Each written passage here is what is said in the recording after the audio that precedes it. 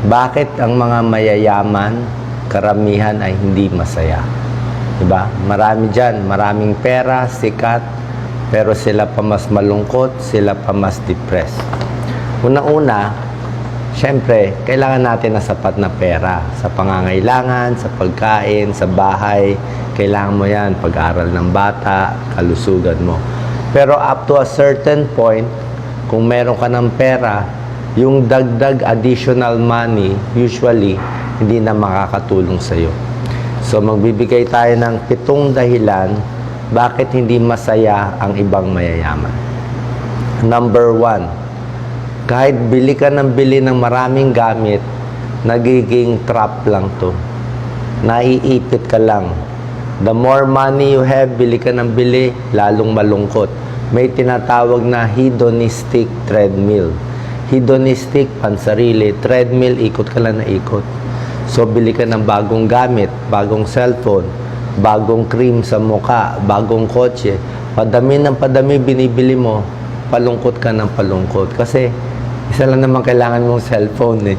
Diba? Isa lang naman kailangan mong damit, 2, 3, pwede na. Kahit bumili ka ng 100 na damit, hindi ka pa rin magiging masaya. Number 2, kahit marami kang gamit o pera, hindi makakadagdag sa self-esteem. Self-esteem yung believe ka sa sarili mo at peace ka sa sarili mo sa gabi. Diba? Yung pagtingin mo sa sarili mo.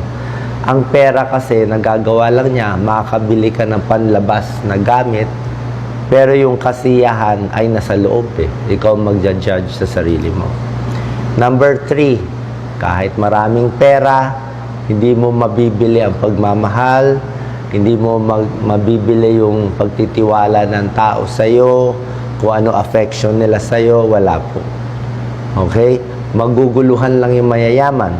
Maraming lalapit, maraming bobola, maraming hihingi sa'yo ng pera, pero puro hingi. Ang kailangan na sa'yo yung pera mo, hindi talaga ikaw ang gusto nila. Number 4, mas marami kang pera, mas marami kang stress. Bakit? Marami kang gamit, marami kang bahay babantayan, kotse babantayan, responsibilidad, marami kang bank account, marami kang kinakatakutan, marami kang empleyado, malaki negosyo mo, mas masakit sa ulo. Okay? Dagdag stress siya. Number 5, marami kang pera, masikat ka, marami kang followers, anong mangyayari? Dadami lang bashers mo. Dadami lang inggit sa'yo, dadami galit sa'yo, crab mentality, mas mababash ka lang. Nung wala kang pera, walang papansin sa'yo, kahit magkamali ka, walang problema. O magkalat ka sa kalye, wala. Pero kung mayaman ka, magkaroon kang konting pagkakamali, naku, pagtatawanan ka, ibabash ka. Masarap kasi tirahin yung nasa taas. So, yung mga may pera, mas nababash, mas malungkot, mas mag-isa sila.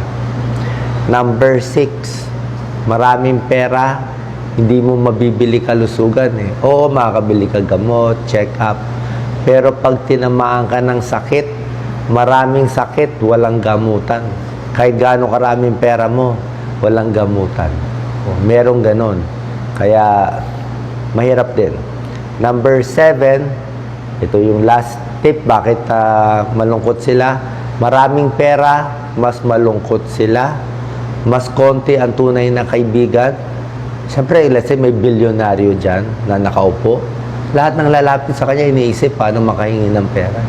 Wala naman lalapit sa bilyonaryo, sasabihin ng ganda personality mo, mamayos ka. Kahit yung bilyonaryo, ilag na rin siya.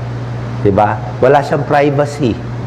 Diba? Sikat siya. Hindi siya makarelate sa tao. Dagdag lang stress.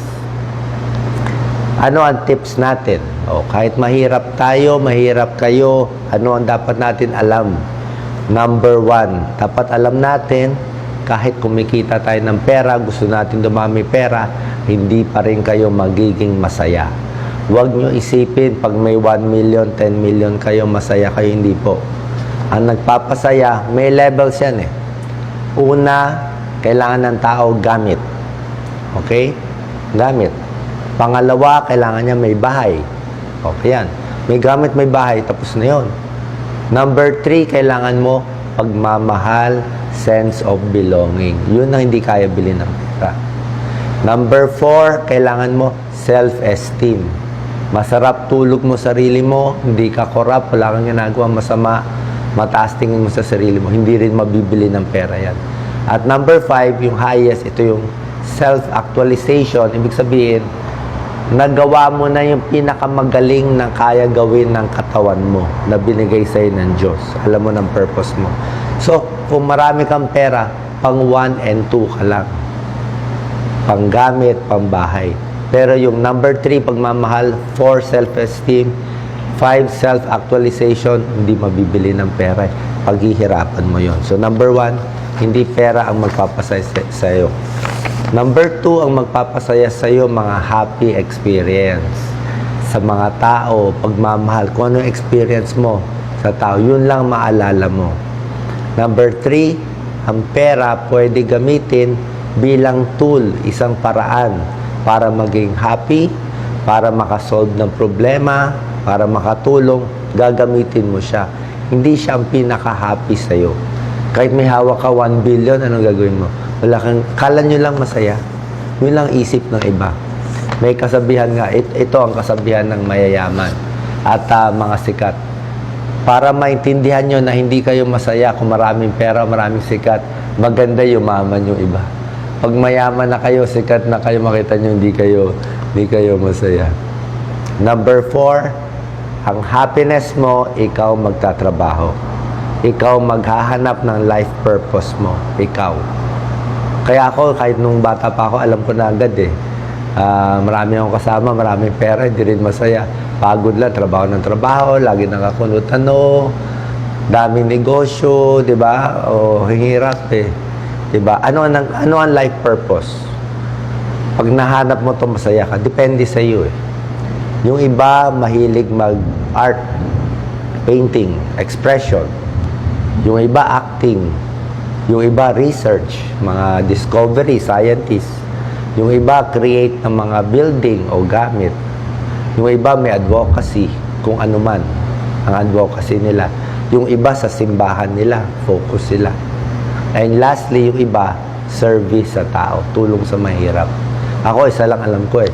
Sabi ng teacher ko, pag gulong-gulo ka sa isip mo, hindi mo alam gagawin mo, isa lang ang shortcut eh. Kung asar na asar ka na sa buhay, service. You cannot go wrong with service.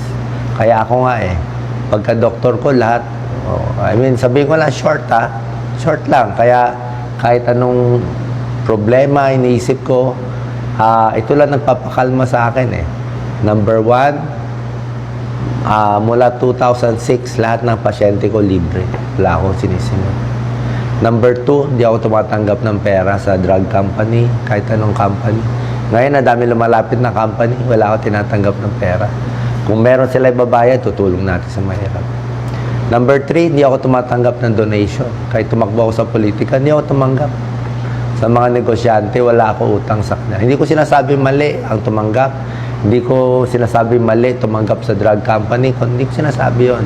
Ang point, ayoko lang sa sarili ko. Proud ako na hindi ko ginagawa. And number 4, hindi ako naninira sa tao. Wala akong pakialam. Tulong lang tayo ng tulong. Wala akong utang sa kanila. Wala akong kasalanan. At libre lahat ng tulong ko. Yun na naman ang point ko eh. Kaya pag namatay ako, pag humarap ako sa Diyos, sasabihin ko, ginawa ko ito lahat ha. Wala akong ginawang pansarili. Sabi ko, hindi pa nga ako nakaka-abroad ng malayo eh. Hindi ko pa nga nakikita ang Paris na gusto ko. Hindi ko pa nakikita ang Vienna, ang gondola, never pa. Kasi for the past, gagastos ako 500,000 to go there. Kasama ko 2 anak ko. 500,000 gagastusin ko. Ang dami lumalapit, ang dami nagko-comment sa inyo. Anak ko may sakit, anak ko operahan, anak ko mamatay. Tapos magsasaya-saya ako. Pag may pera kayo, maintindihan mo. Ito baro ko, paulit-ulit lang to. Ilang cellphone ba kailangan mo? Ilang relos? Itong cellphone ko pang shoot. Luma na to eh. 5 years na to. Hanggang di nasisira, okay naman. Ang happiness, happy ka sa sarili mo. Wala kayo na agrabyado. Kahit matalo ako 10 beses, wala akong pake. Kasi at least malinis ang ginawa ko. Sarili ko tong style hanggang sa dulo, yun na nagpapasaya sa akin. Hindi ko alam kung ano nagpapasaya sa iyo, pero hanapin nyo yung nagpapasaya din sa inyo kahit mahirap pa lang tayo. God bless po.